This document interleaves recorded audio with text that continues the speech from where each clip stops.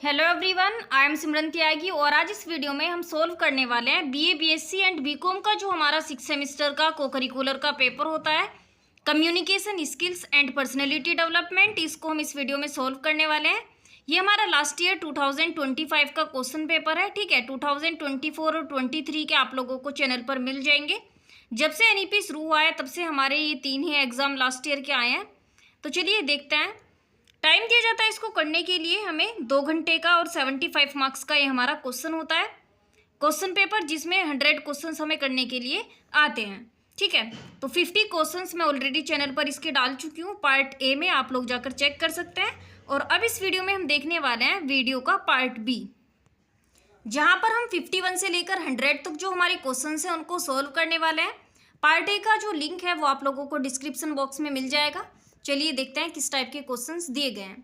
51 पर पूछा गया था कि निम्न में से कौन संचार प्रक्रिया के तत्व हैं। तो संचार प्रक्रिया के हमारे तत्व होते हैं सूचना, कूटपद करना, ठीक है, यानी एनकोडिंग करना, और कूट खोलना। ये सभी हमारे संचार प्रक्रिया के तत्व हैं। ऑप्शन सी हमारा यहाँ पर करेक्ट होगा। फर्स्ट, सेकेंड एंड थर्ड तीनों है ना। देन इसके बाद पूछा है कि संचार प्रक्रिया के चरणों को सही क्रम से लगाइए। तो इनको सही क्रम से लगाते हैं। सबसे पहले हमारे पास क्या होना चाहिए, अगर कोई हम कम्युनिकेशन कर रहे हैं तो उसके लिए सबसे पहले हमारे पास क्या होगा, कोई हमारे पास सेंडर होना चाहिए जो उसको मैसेज को हमारे पास किसी के दूसरे के पास भेजेगा। ठीक है, तो सबसे पहले क्या होगा हमारे पास प्रेषक, सेंडर। उसके बाद कोई हमारे पास सूचना होनी चाहिए यानी कि संदेश। देन हमारे पास क्या होगी, उसकी कूटबद्धता।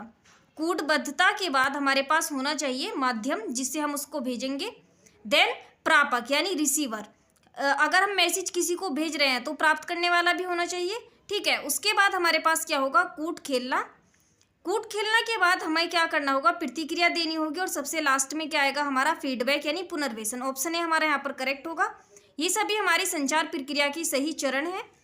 देन उसके बाद पूछा है कि संचार की गति की दिशा के आधार पर संचार को वर्गीकृत किया गया है। तो वर्गीकृत किस में किया गया है, उर्ध्वगामी संचार में और पार्श्विक संचार में। ऑप्शन जो बी है ये करेक्ट होगा हमारा फर्स्ट एंड थर्ड में।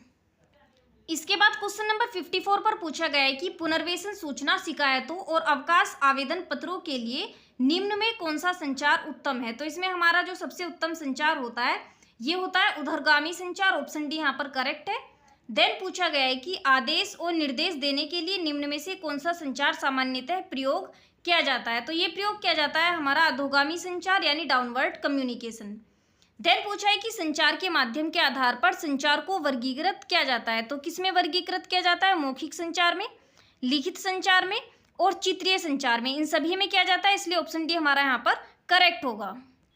देन क्वेश्चन नंबर 57 पर पूछा गया था कि मौखिक संचार के क्या दोष हैं। तो मौखिक संचार के हमारे दोष होते हैं, इसमें देखिए परिशुद्धता की कमी, ये हमारा दोष है। संसक्ति की कमी भी दोष है और परिवर्तन की संभावना, तो ये सभी हमारे इसके दोष है। फर्स्ट जो ऑप्शन है हमारा यानी ऑप्शन है ये करेक्ट होगा।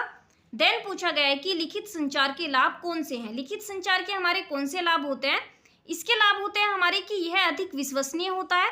ठीक है, और इसके अलावा कि इसमें विकृति की कोई संभावना नहीं होती है। ऑप्शन भी हमारा यहाँ पर करेक्ट होगा। फर्स्ट एंड सेकेंड जो है वो करेक्ट ऑप्शन है। खर्चीला तो होता नहीं है क्योंकि लिखित संचार हमारा। देन पूछा है कि जब हम संचार में चित्रों, प्रतीकों और वक्रों का प्रयोग करते हैं तो इसे कहते हैं, इसको हम क्या बोलेंगे, नाम से ही पता चल रहा है इसमें हमारे क्या है, पिक्चर्स हैं। ठीक है, तो इसको हम बोलेंगे पिक्टोरियल कम्युनिकेशन। ऑप्शन सी हमारा यहाँ पर करेक्ट है। देखिए लास्ट ईयर के क्वेश्चन पेपर भी आप जरूर जाकर चेक करिए क्योंकि जो क्वेश्चंस होते हैं हमारे वो रिपीट होकर आते हैं एवरी ईयर। देन पूछा गया यहाँ पर कि प्रशिक्षण के लिए सबसे प्रभावशाली संचार मिश्रण होता है। तो कौन सा होता है सबसे प्रभावशाली, ये होता है हमारा मौखिक, लिखित और चित्रीय संचार। ऑप्शन सी यहाँ पर करेक्ट है। देन पूछा है कि चुप्पी एक प्रकार का क्या होता है, ये होता है हमारा अशाब्दिक संचार। ऑप्शन बी यहाँ पर करेक्ट होगा। देन पूछा है कि निम्न में से कौन संचार की विशेषता नहीं है। संचार की विशेषता हमारी यहाँ पर कौन सी नहीं है कि यह हमारा जटिल होता है। ठीक है, ये हमारी संचार की विशेषता नहीं है। ऑप्शन सी हमारे यहाँ पर करेक्ट है। देन पूछा है कि वह संचार जिसमें शारीरिक हाव भाव, शारीरिक मुद्रा और चेहरे का भाव शामिल होता है कहलाता है, क्या कहलाता है, इसको हम क्या बोलते हैं, अशाब्दिक संचार। ऑप्शन ए हमारा यहाँ पर करेक्ट है।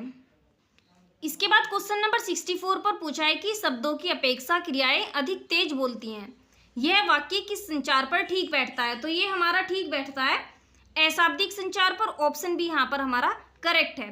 देन पूछा है यहाँ पर कि संचार प्रक्रिया में सूचना के प्रवाह की प्रणाली के आधार पर संचार के प्रकार हैं। कौन से प्रकार हैं? हमारे दोनों प्रकार हैं यहाँ पर, औपचारिक संचार और अनौपचारिक संचार, इसलिए ऑप्शन सी यहाँ पर करेक्ट होगा, ए और बी दोनों। उसके बाद पूछा गया है कि किस संचार को ग्रेपवाइन संचार भी कहा जाता है। ग्रेपवाइन संचार हम बोलते हैं अनौपचारिक संचार को, इनफॉर्मल कम्युनिकेशन को, ऑप्शन ए यहाँ पर करेक्ट है। देन पूछा है कि एक स्कूल में प्रधानाचार्य और प्रवेश परीक्षा के लिए इकट्ठा हुए छात्रों के बीच संचार जो है वो किस प्रकार का है? एक प्रकार का, इसको हम क्या बोलेंगे? औपचारिक संचार, फॉर्मल कम्युनिकेशन। देन पूछा गया है कि प्रभावशाली संचार के सामान्य नियम क्या हैं। प्रभावशाली संचार के हमारे सामान्य नियम होते हैं, देखिए यहाँ पर, यह स्पष्ट रूप से कहा जाना चाहिए, ठीक है, ये भी ठीक है, इसका एक उद्देश्य होना चाहिए, बिल्कुल ठीक, संचरण के उपयुक्त माध्यम का प्रयोग किया जाना चाहिए, ठीक है, और संदेश या फिर सूचना को रुचिपूर्ण तरीके से व्यक्त किया जाना चाहिए। ये सभी हमारे करेक्ट है, तो ये दिए गए हमारे ऑप्शन डी में, first, second, third and fourth, option D इसलिए हमारा यहाँ पर करेक्ट होगा। देन पूछा है कि निम्न में कौन संचार में बाधक है। संचार में हमारा बाधक कौन होता है? संचार में क्या बाधकता उत्पन्न होती है? जो यहाँ पर देखिए इसमें दिया गया है कमजोर संचरण कौशल, ठीक है, और सूचनाओं की अधिकता, ऑप्शन ए यहाँ पर हमारा करेक्ट होगा, फर्स्ट एंड थर्ड। जबकि सावधानी क्या है, ये तो बाधक नहीं है। देन उसके बाद पूछा है कि निम्न में से कौन अनौपचारिक संचार का प्रतिरूप नहीं है। अनौपचारिक संचार का यहाँ पर प्रतिरूप नहीं है हमारा व्रत, ठीक है, ऑप्शन बी हमारा यहाँ पर करेक्ट है।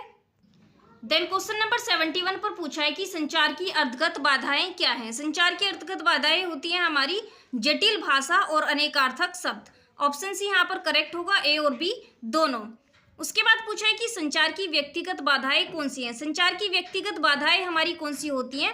ठीक है, डर या भय, नकारात्मक अभिवृत्ति और हठधर्मी स्वभाव, ऑप्शन डी हमारा यहाँ पर करेक्ट है, उपरोक्त सभी।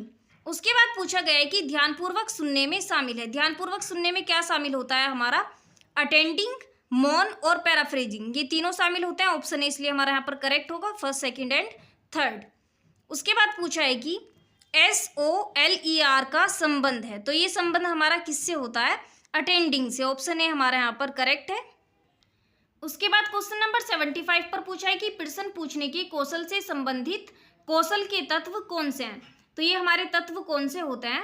संरचना और प्रक्रिया, ये सभी हमारे प्रश्न पूछने के संबंधित कौशल के तत्व हैं, ऑप्शन सी यहाँ पर करेक्ट होगा, ए और बी दोनों। उसके बाद पूछा है कि विशिष्ट उद्देश्य के लिए दो व्यक्तियों के बीच आमने सामने की बातचीत या वार्तालाप को कहते हैं, क्या बोलते हैं हम इसको? साक्षात्कार यानी इंटरव्यू। देन पूछा गया है कि जब साक्षात्कारकर्ता के पास साक्षात्कार के पहले से ही प्रश्नों की सूची होती है तो इस साक्षात्कार को कहते हैं, इसको हम क्या बोलते हैं? संरचित साक्षात्कार यानी स्ट्रक्चर्ड इंटरव्यू, जिसमें क्या है, इंटरव्यू देने वाले के पास जो हमारा इंटरव्यू के प्रश्न होते हैं उनकी एक सूची होती है। देन पूछा गया है कि जब साक्षात्कार में भाग लेने वाले व्यक्ति के, ठीक है, व्यक्ति से एक समय में कई व्यक्ति प्रश्न पूछते हैं तो इस साक्षात्कार को कहते हैं, इसको हम क्या बोलते हैं? पैनल साक्षात्कार, ऑप्शन सी हमारा यहाँ पर करेक्ट हो जाएगा। देन क्वेश्चन नंबर 79 पर पूछा है कि वीडियो साक्षात्कार को कहते हैं। वीडियो साक्षात्कार को हम क्या बोलते हैं? इसको बोलते हैं वर्चुअल साक्षात्कार, ऑप्शन डी हमारा यहाँ पर करेक्ट है। देन पूछा है कि साक्षात्कार के समय क्या ध्यान रखना चाहिए, तो इसमें हमको क्या ध्यान रखना चाहिए? स्पष्ट रूप से बोलना चाहिए, ध्यान से सुनना और तब उत्तर देना चाहिए, ठीक है, पहले ध्यान से सुनना चाहिए और हमें सकारात्मक रहना चाहिए यानी पॉजिटिव। तो ऑप्शन यहाँ पर तीनों ठीक है, ऑप्शन डी इसलिए यहाँ पर करेक्ट हो जाएगा, first, second and third.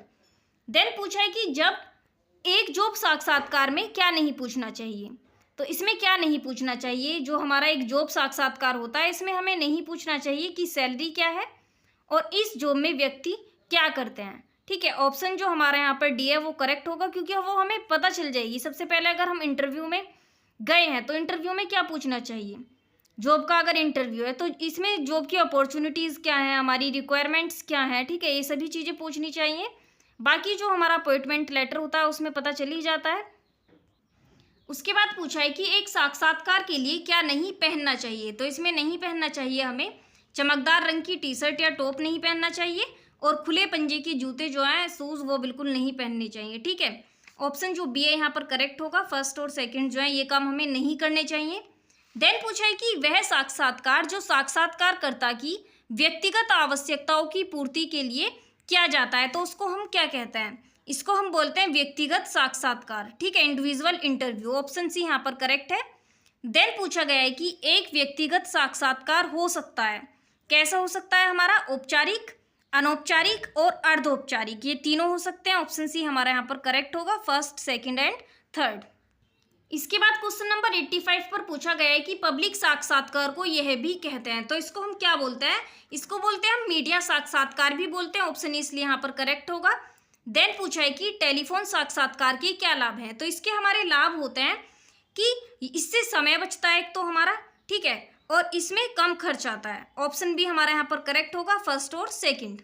Then पूछा गया है कि एक समूह चर्चा में कौन से कौशलों को जांचा जाता है, तो कौन से कौशलों को हम जांचते हैं समूह चर्चा के दौरान, नेतृत्व कौशल को, मैनेजमेंट कौशल को और विश्लेषणात्मक कौशल या क्षमता को, इन तीनों को मापते हैं। इसलिए ऑप्शन डी यहाँ पर करेक्ट होगा, उपरोक्त सभी। इसके बाद क्वेश्चन नंबर 88 पर पूछा है कि समूह चर्चा के उद्देश्य क्या होते हैं। समूह चर्चा के हमारे उद्देश्य होते हैं सूचनाएं साझा करना, समस्या का समाधान करना और कौशल का विकास करना, ये तीनों होते हैं। इसलिए ऑप्शन भी हमारा यहाँ पर करेक्ट होगा, first, second and third. Then पूछा है कि व्यक्तियों के एक छोटे समूह के बीच एक विशिष्ट विषय पर संचरित वार्तालाप कहलाता है, क्या कहलाता है, इसको हम बोलते हैं संचरित, जो हमारा वार्तालाप होता है समूह चर्चा, ठीक है, ग्रुप डिस्कशन। ऑप्शन सी यहाँ पर करेक्ट होगा।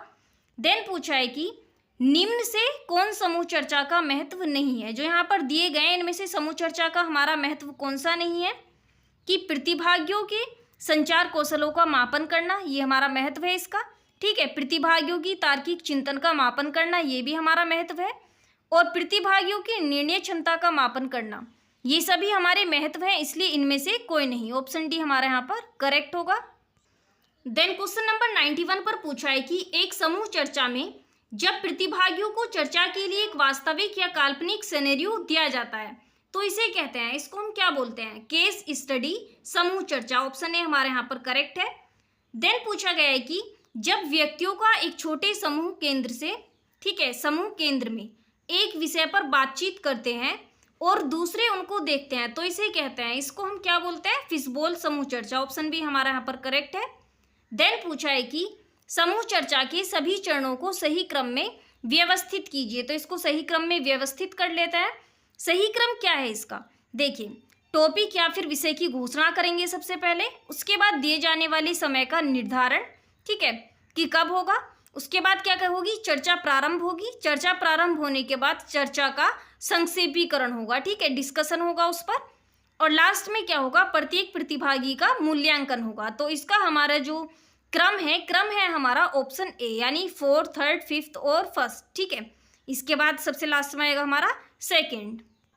देन 94 पर पूछा है कि समूह चर्चा के दौरान सामान्य कौन सी गलतियां होती हैं, तो सामान्य गलतियां होती हैं इसमें हमारी कौन सी होंगी, यहाँ पर देखिए आप लोग ऑप्शंस दिए गए हैं, तो इसमें सामान्य गलतियां हमारी लगातार बोलना, ठीक है, संवेगात्मक विस्फोटन यानी इमोशनल जो होता है, देन विषय से भटक जाना, ये सभी हमारी गलतियां हैं। इसलिए ऑप्शन जो सी है, फर्स्ट, सेकंड और थर्ड, ये यहाँ पर हमारा करेक्ट होगा। उसके बाद पूछा है कि प्रोक्सीमिक्स में अध्ययन करते हैं कि, क्या अध्ययन करते हैं प्रोक्सीमिक्स के अंदर हम, इसमें अध्ययन करते हैं हम कि व्यक्ति कैसे स्पेस का प्रत्यक्षीकरण और संगठन करते हैं, तो ऑप्शन है हमारा यहाँ पर जो है वो करेक्ट होगा। उसके बाद पूछा गया है कि क्रोनोमिक्स उस अध्ययन को व्यक्त करती है जिसमें अध्ययन करते हैं कि, तो जो क्रोनेमिक्स है इसके अंतर्गत क्या अध्ययन करते हैं हम, कि समय कैसे संचार को प्रभावित करता है, इसका अध्ययन करते हैं हम क्रोनोमिक्स के दौरान। ऑप्शन डी इसलिए हमारा यहाँ पर करेक्ट होगा, याद रखना। देन 97 पर पूछा गया है कि स्पर्श द्वारा संचरण कहलाता है, स्पर्श द्वारा संचरण कहलाता है हमारा हैप्टिक्स। ऑप्शन यहाँ पर करेक्ट है।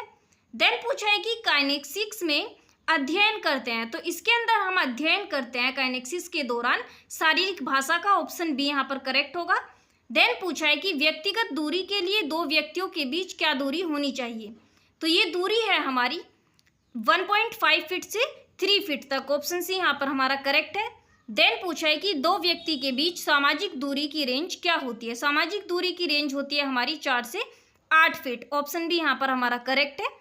और आप लोग वीडियो का जो हमारा पार्ट ए है वो भी जरूर जाकर देख लीजिए, और लास्ट ईयर के जो हमारे क्वेश्चंस पेपर है 2024 और 23 की, वो भी जाकर चेक कर लीजिए। Thank you.